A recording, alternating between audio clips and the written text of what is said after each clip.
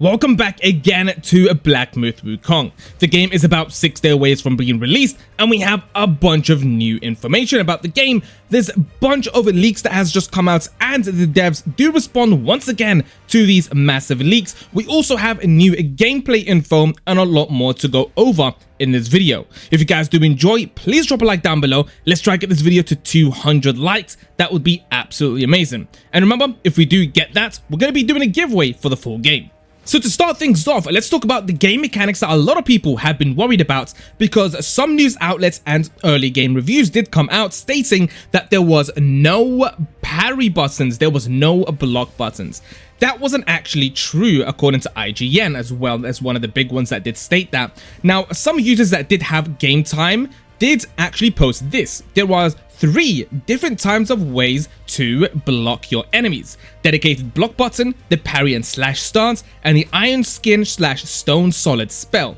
Each do different things to block your enemies.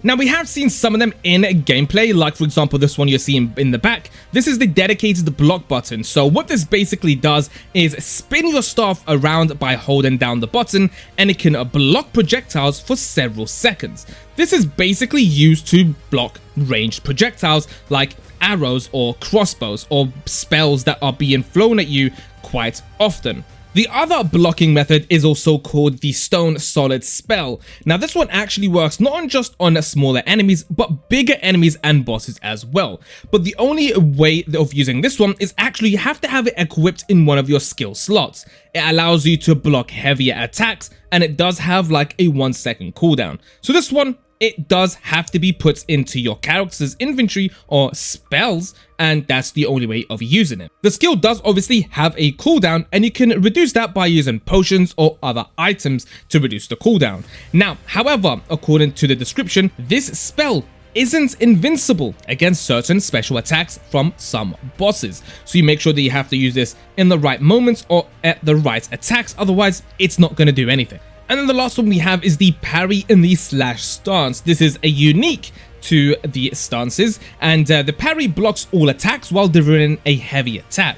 But the thing is, the trigger condition is to press the heavy strike of a light heavy combo when attacked. This requires setting up with a light attack first. Just one hit is enough for this parry or block. So there you go. Those are all 3 different types of blocking methods. Will there be more? Probably, but this is all we have for now.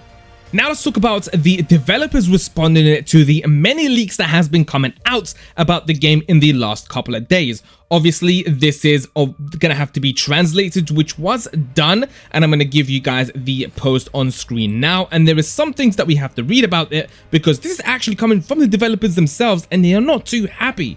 So it says, starting from this afternoon, because some game information has been leaked in advance, I have to come out and talk to you again. When PV08 was released, we have already expressed this concern. If spoiler information is known in advance, it is likely to damage the immersion and sense of role-playing when experiencing the game in real life. The charm of the story comes from the curiosity of listeners. The reason why everyone can listen to it is because they don't know which character will appear in the story, where their conflicts come from, and what their respective motivations and endings are. If we deliberately destroy these mysteries and surprise for fame or for other purposes, you are actually destroying the foundation of each new story. And with all the audience's differentiated expectations becomes meaningless, because uncertainty collapses. As a product that has been forced to promote for a full 4 years, the setting and content of Black Myth have actually been seriously overdrawn from the beginning. How to protect the mystery and surprise of the final product under the premise of so much content being released is a headache for the entire team, and a nightmare that appears from time to time. Which is actually pretty true. I absolutely hate when things do get leaked for anything. Games, movies, series. It is just a headache to deal with, and sometimes there is no way around it. You are forced down your throat. These leaks, they are everywhere. Twitter, YouTube, people will literally put thumbnails of spoilers, and you just can't get away from it. So he goes on to say, so just from the perspective of an ordinary player / viewer, I have 3 small suggestions. If you can choose, don't take the initiative to watch leaked content involving spoilers because it will not make the final experience of the game better. It's okay to want to watch it, but you cannot take any initiative to spread and talk about these contents, as it's not to hurt people who do not want to watch it. If there are friends around you who clearly express that they don't want to be spoiled and want to keep enough unknowns until they experience it in person, please help protect them. So the thing is, I myself do not watch any leaks. I will not post any leaks, and I will not show you where to find certain leaks. If you want to do that, you have to make your own journey and your own research to find these leaks or spoilers or whatever it is.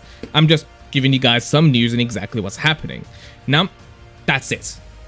He goes on to finish off by saying, I understand the mood of wanting to see more content of Black Myth now, as I also sincerely hope that everyone can be patient for a few more days, because just a few days.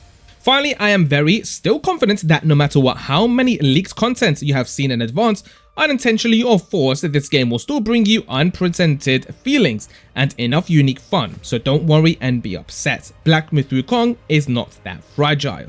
So the game does drop in just about under a week, and no matter what you've seen so far, and no matter what you haven't seen, you will experience the game firsthand in the comfort of your own home and your own consoles.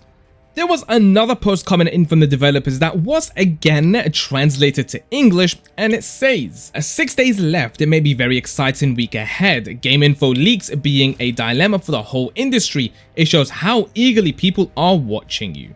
But it really hurts too. While being unable to do anything about it, you have to reassure your colleagues to take it easy and be cool about it. The rationale behind Black Monkey's narrative is not so hard to understand. The game's narrative is perhaps strongest at how you'd immerse yourself in the story told. In the past 4 years, I have watched many videos on story analysis and read many discussions among gamers. Many of the guesses are so bizarre that they have exceeded my imaginations. There are lots of smashingly good ideas, some of which we have tried to incorporate into the game too. These 4 years of mutual support and mutual inspirations have been a long and wondrous experience for us. Maybe by the time when the game finally launches, these intertwining emotions and surprises will all burst out and become a moment that's worth remembering. I hope, of course, that the moment will be worthwhile and waiting and protecting that you have given it. Well, that's enough talking. Dear Masters, forget about the spoilers and run some benchmarks. Now, talking about the benchmark tool, like I said in the previous video, you can go ahead and download it right now on Steam and do your benchmarks just in time for the game being released next week. Now, if you have a look at this chart right here, this is how the game is running in certain qualities. Now, for example, if you're going to be running the game on cinematic, make sure that not everything is on that option. You can see right there that the quality really doesn't change when you do have it in cinematic compared to very high or even high, but the performance does go down. So make sure that you do have the right options on for your computer. If you have a ridiculous computer and you can run cinematic, go ahead, but it's really not worth it because you're just going to be putting your computer at a strain for nothing. And that takes us to the end of this video. Go ahead and do your benchmarks to go test out the new tools and let me know down in the comments how your computer is running on this game. Mine was actually running around 90 to 100 FPS on high, so I'm good and I'm ready. Thank you all so much for watching. I hope you all enjoyed this video and I hope to see you all on the game very soon.